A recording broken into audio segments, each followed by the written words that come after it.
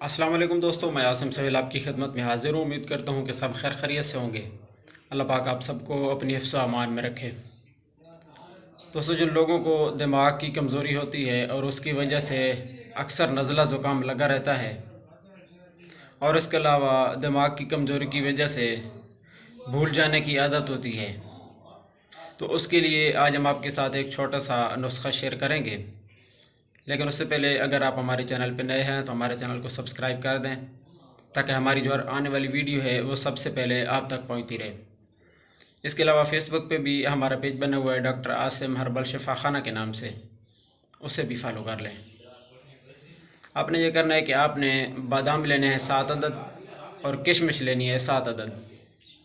ان دونوں اجزاء کو 1 گلاس پانی میں رات کو بھگو کے رکھ دینا ہے، اور صبح نہار منہ بادام چھیل کر کشمش کے ہمراہ دونوں اجزاء جو ہیں آپ نے کھا لینے ہیں۔ یہ نسخہ آپ نے 2 سے 3 ماہ تک لگاتار استعمال کرنا ہے۔ انشاءاللہ اس کے لگاتار اور مسلسل استعمال سے آپ کی دماغی کمزوری جو ہے، دماغی خشکی جو ہے، وہ اس سے ختم ہو جائے گی۔ جزاک اللہ خیرہ، دعاؤں میں یاد رکھیے گا۔